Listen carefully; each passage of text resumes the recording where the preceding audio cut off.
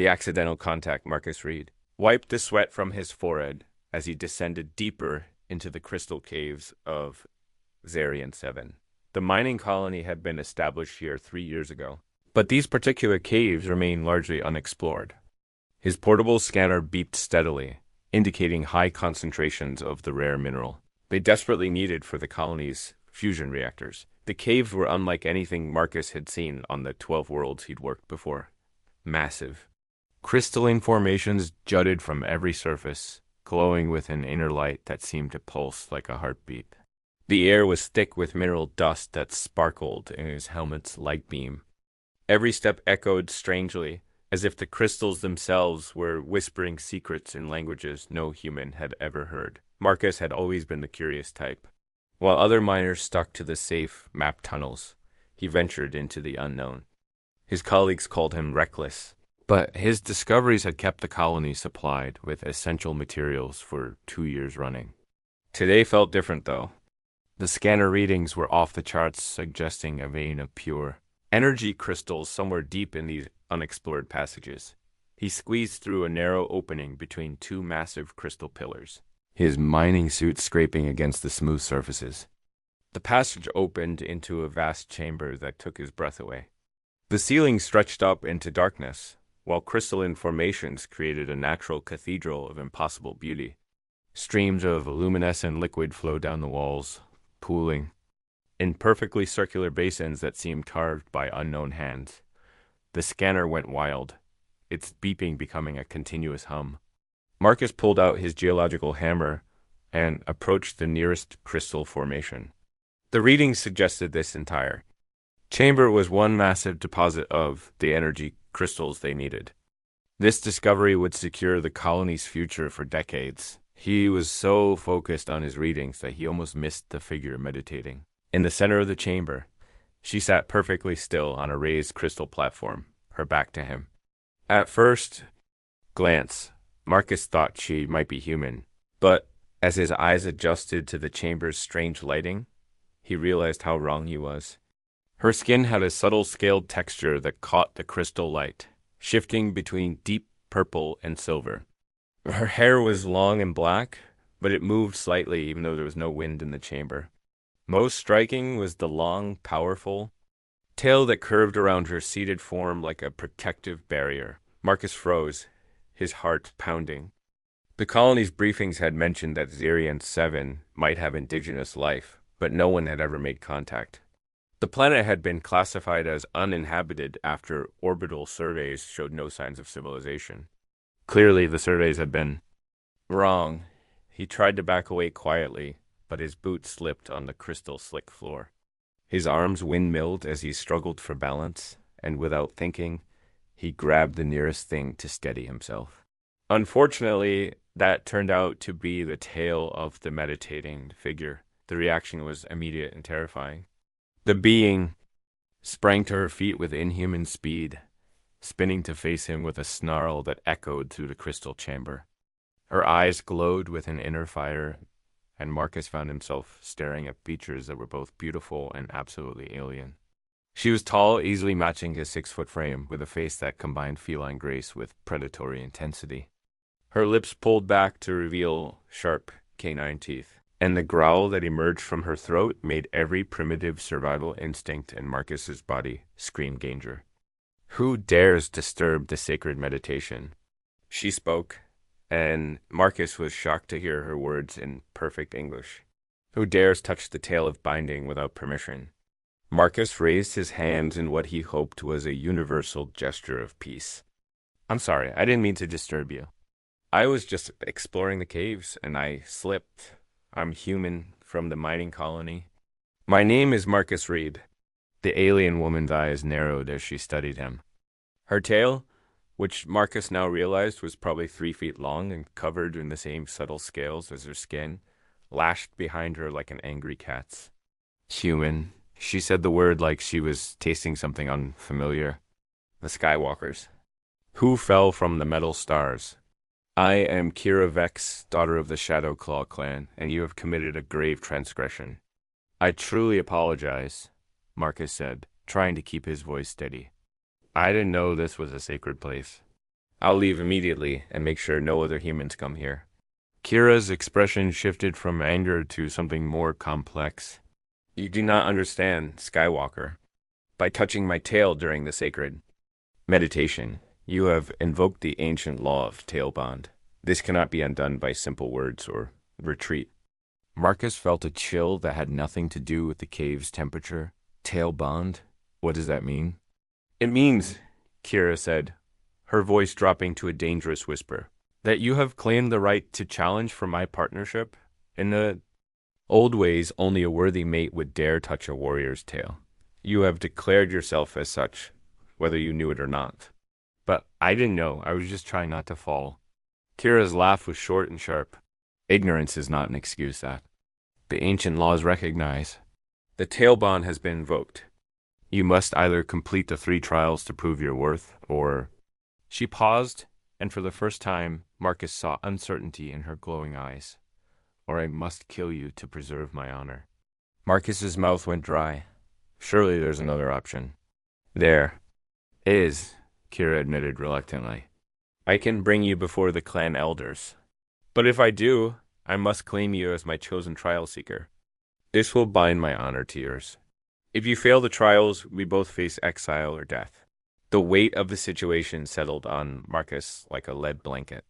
He had come looking for crystals and instead found himself trapped in an alien cultural ritual that could cost him his life.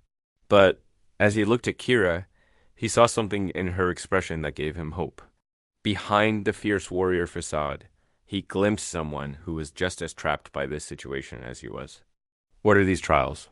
He asked. Kira studied him for a long moment.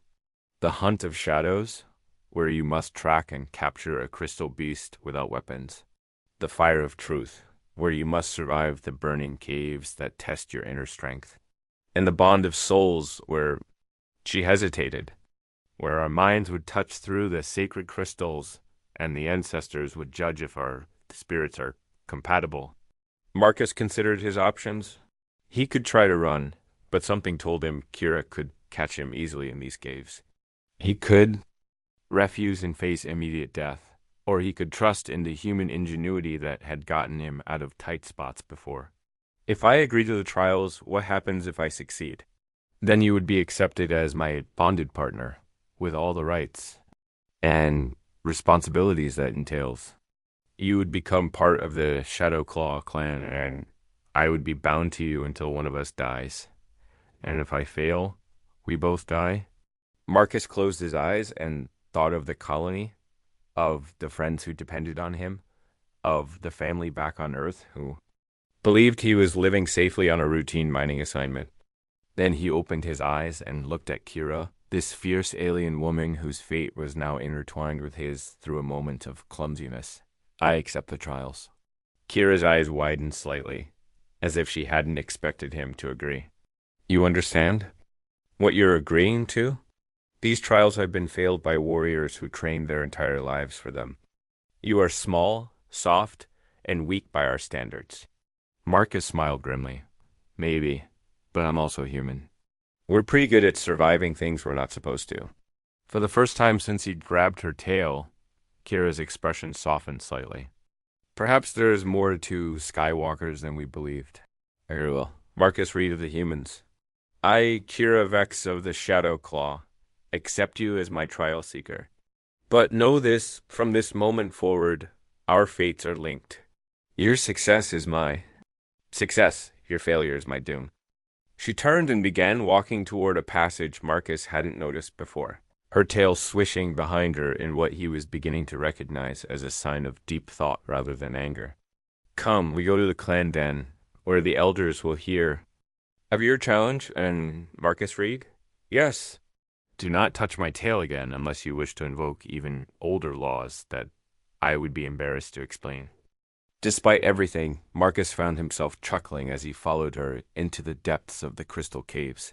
He had come looking for minerals to save his colony, and instead found himself bound to an alien warrior by ancient laws he didn't understand. But as he watched Kira move with deadly grace through the crystalline passages, he realized that perhaps this wasn't the disaster it seemed. Perhaps it was the beginning of something extraordinary.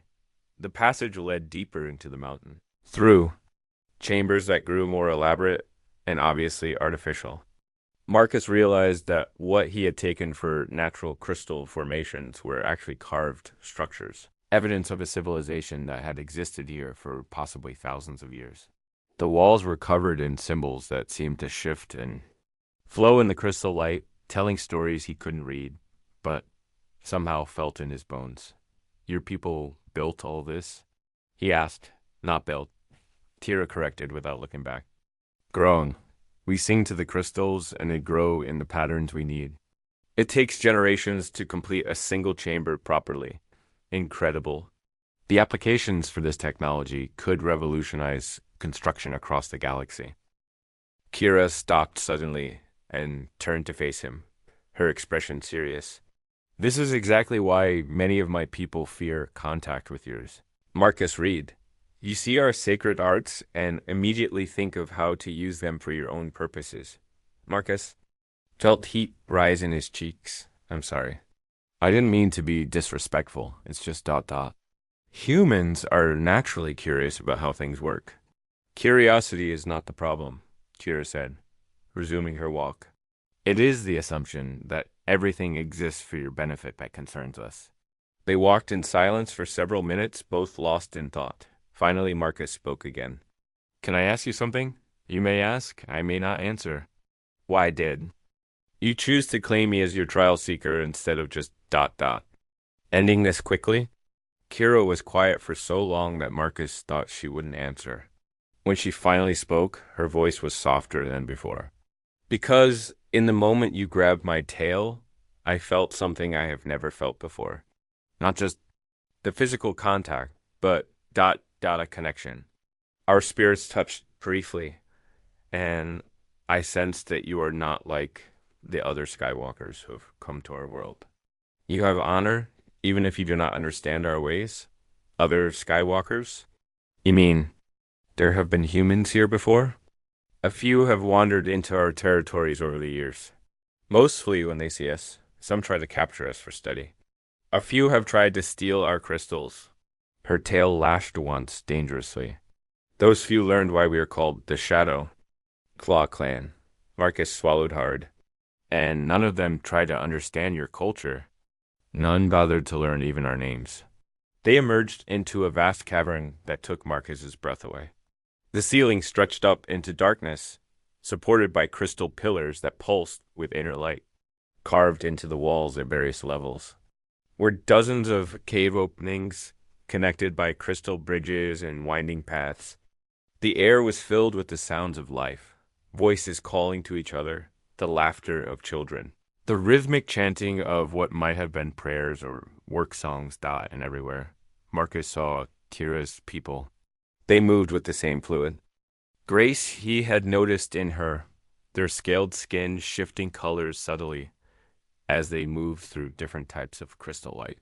Most were humanoid in general shape, but the variations were stunning. Some had wings that folded against their backs. Others had multiple arms, and all had the distinctive tails that seemed to serve as both balance aids and communication tools. Welcome, Kira said, to the heart of the Shadow Claw clan. Hear you. We'll face the judgment of the elders, and here you will begin the trials that will determine both our fates. As they descended into the living city, Marcus caught sight of faces turning to watch them pass. He saw curiosity, fear, anger, and something that might have been hope in the glowing eyes that followed their progress. Whatever happened next, he realized would affect not just his own life and Kira's, but the future relationship between their two species. The adventure was just beginning. The trials and unexpected bond. The council chamber was carved from a single massive crystal that had been shaped into a perfect circle. 7 elderly Zerians sat on raised platforms, their scales having taken on the deep, rich colors that Marcus was learning indicated age and wisdom.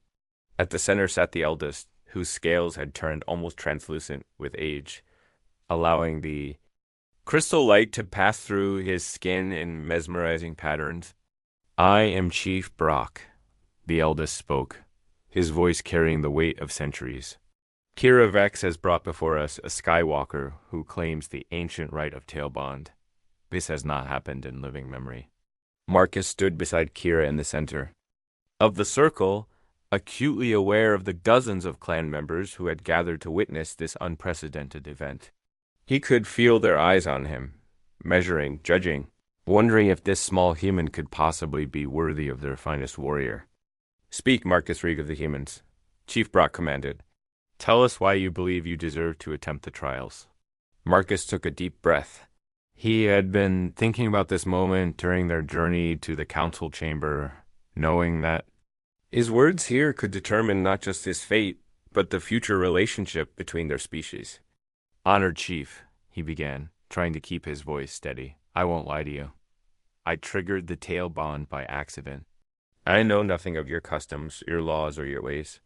But I am here now, bound to Kira Vex by traditions I'm only beginning to understand." Murmurs rippled through the gathered crowd, but Marcus continued.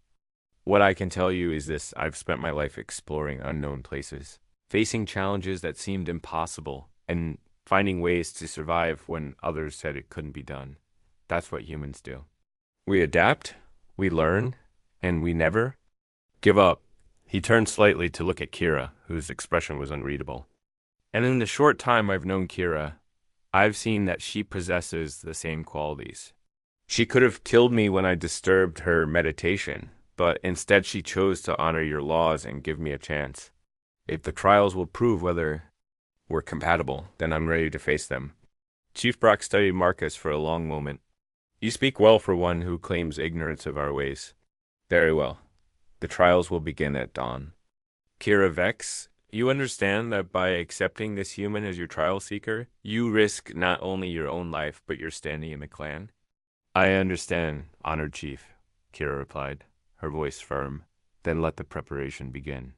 The first trial, the Hunt of Shadows, began before sunrise. Marcus followed Kira through passages that led to the deepest part of the crystal caves, where the light grew dim and the air thick with an almost tangible sense of danger. Other clan members accompanied them, but they would only observe. The trial had to be completed alone, or it would be invalid. "The creature you must capture is called a shard stalker," Kira explained as they approached the hunting grounds. "It feeds on crystal energy and can move through solid rock as easily as you move through air. Its hide is nearly impenetrable, and its claws can slice through metal." Marcus checked his equipment. The rules allowed him basic tools, a length of rope, a knife, and his wits. No advanced technology, no weapons beyond what a primitive hunter might carry. "How exactly am I supposed to capture something that can move through solid rock?" "That," Kira said with what might have been a smile, "is what the trial will determine." They entered a circular chamber with walls honeycombed with holes and passages. The floor was covered in crystal shards that crunched underfoot, and the air hummed with an energy that made Marcus's teeth ache. Somewhere in this maze, a creature waited that had never been captured by anyone using only primitive tools. The clan members took positions on a raised observation platform while Marcus descended into the hunting ground alone. For the first few minutes, nothing happened.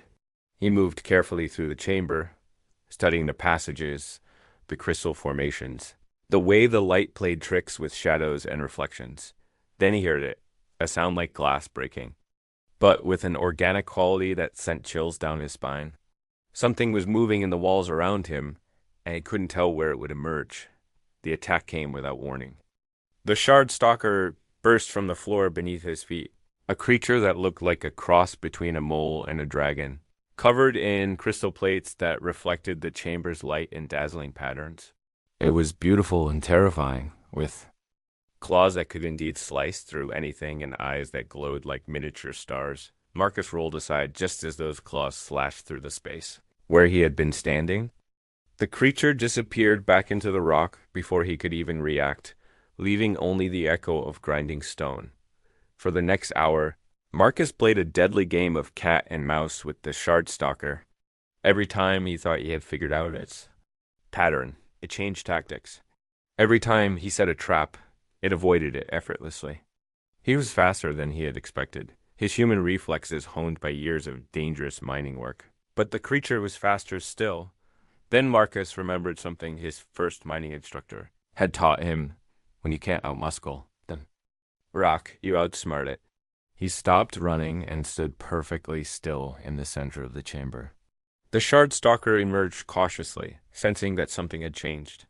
Instead of attacking, it circled him, studying this strange prey that had suddenly stopped fleeing. Marcus began to tap his foot against the crystal floor in a steady rhythm. The sound echoed through the chamber, but more importantly, it resonated. Through the crystal matrix that the creature used for navigation, he varied the rhythm, creating patterns that confused the shard stalker's natural senses. While the creature was distracted, Marcus quietly prepared his rope, tying it into a slip knot with multiple loops. When the shard stalker finally attacked, diving at him from above, Marcus didn't dodge. Instead, he fell backward, letting the creature's own momentum carry it into the rope trap he had prepared. The shard stalker found itself tangled in a web of rope that tightened with every struggle. Marcus hadn't captured it through strength or speed. He had used its own hunting instincts against it. The first trial is complete, Chief Brock announced from the observation platform. The Skywalker has shown that intelligence can triumph where force fails. The second trial, the Fire of Truth, took place in caverns where toxic crystals grew in twisted formations that glowed with sickly yellow light. The air itself was poisonous, burning the lungs and causing hallucinations that could drive a person mad. Marcus had to reach the center of the crystal maze and retrieve a sacred stone while the toxins tried to break his mind. The poison will show you your deepest fears, Kira warned him as they prepared for the trial. Many strong warriors have entered these caves and emerged broken, unable to distinguish reality from nightmare. Marcus nodded, though he was already feeling the effects of the toxic air. His vision was beginning to blur, and he could hear whispers that he knew weren't really there. How long do I have? As long as it takes? But few survive more than an hour in the deep caves. The journey to the center of the maze was a waking nightmare. The toxic crystals showed Marcus visions of his colony under attack, his friends dying because he wasn't there to help them. He saw his family on Earth receiving news of his death, saw himself failing the trials and bringing shame to Kira, saw the Zirians and humans going to war because of his mistakes. But Marcus had lived through his share of real nightmares, cave-ins. That had trapped him for days. Equipment failures in the vacuum of space, alien plagues that had wiped out entire colonies. He knew the difference between fear and reality, and he pushed forward despite the visions trying to paralyze him. When he reached the center of the maze, the sacred stone wasn't just sitting there waiting for him. It was guarded by an illusion of himself, a vision of Marcus as he could have been, successful and safe, never taking risks, never pushing boundaries, never growing. You could stay here, the illusion said. Give up this foolish trial and return to your safe, predictable life? Why risk everything for an alien you barely know? Marcus looked at the illusion, then at the stone beyond it. Because, he said, his voice hoarse from the toxic air, humans don't grow by playing it safe. We grow by pushing into the unknown even when it scares us. He walked through the illusion, which dissolved like smoke, and claimed the sacred stone. The third trial was the most dangerous, the bond of souls. Marcus and Kira had to place there. Hands on a massive crystal formation that would create a telepathic link between them. If their minds were incompatible, the psychic feedback could kill them both. This is your last chance to withdraw, Chief Brock told them as they approached the bonding crystal. Once the link is formed, there's no going back. Marcus looked at Kira, who had been his guide and protector through the first two trials. Are you ready? The question, she replied, is whether you are ready to see into the soul of a predator. They placed their hands on the crystal simultaneously. The connection was immediate and overwhelming. Marcus felt Kira's memories flooding into his mind. Her childhood learning to hunt in the crystal caves, her training as a warrior, her fears about her people's future in a galaxy increasingly dominated by other species. But beneath all of that, he sensed something that shocked him: loneliness. For all her strength and pride, Kira was profoundly alone. She had never found a partner among her own people who could match her spirit, and she had begun to believe she never would. The burden of being the clan's finest warrior meant that few dared approach her as an equal dot in return. Kira experienced Marcus's memories, his childhood on a crowded Earth where he had learned to find peace in empty spaces. His years exploring dangerous worlds because he needed to feel that he was pushing the boundaries of human knowledge. His own deep loneliness despite being surrounded by colleagues and friends. But more than memories, they shared emotions, hopes, fears, and dreams. Marcus felt Kira's fierce pride in her people's achievements, her love for the crystal caves that had shaped her culture. Kira experienced Marcus's boundless curiosity about the universe, his determination to help his species grow and thrive. Among the stars, the crystal pulsed with increasing intensity as their minds synchronized. In that moment, both of them understood something profound. They were not so different. Both were explorers, both were protectors of their people, both were willing to risk everything for what they believed in. The bonding crystal erupted in brilliant light, then slowly faded to a gentle glow that pulsed in rhythm with their heartbeats. Chief Brack stepped forward, his ancient eyes wide with amazement. In 3,000 years, I have never seen the bonding crystal respond so powerfully. The ancestors have spoken clearly. You are truly bonded, different species though you may be. Marcus and Kira looked at each other, still reeling from the intensity of the connection they had shared. The telepathic link had, but something remained, a sense of understanding that went deeper than words. What happens now? Marcus asked. Now, Chief Brack said, you must decide what to do with this bond. You could stay here, Marcus Reed, and become fully part of our clan. Or, Kira prompted, or you could become something new, ambassadors between our peoples. The bond you share could be the foundation for true understanding between humans and Xerians. Marcus felt a spark of excitement. You mean establish formal contact? Cultural exchange? Scientific cooperation? I mean, Chief Brack said gravely, the possibility of two species learning from each other instead of fearing each other. Kira's tail swished thoughtfully. It would not be easy. Many of my people are suspicious of Skywalkers, and I suspect many humans fear us as well. Fear usually comes from not understanding, Marcus said. But if we could show both species that cooperation is possible, then perhaps, Kira finished, we could build something greater than either of us could achieve alone. 6 months later, the Xerion Human Cultural Exchange Station was established in the crystal caves beneath the human mining colony. Marcus split his time between mining operations and working with Kira to facilitate understanding between their species.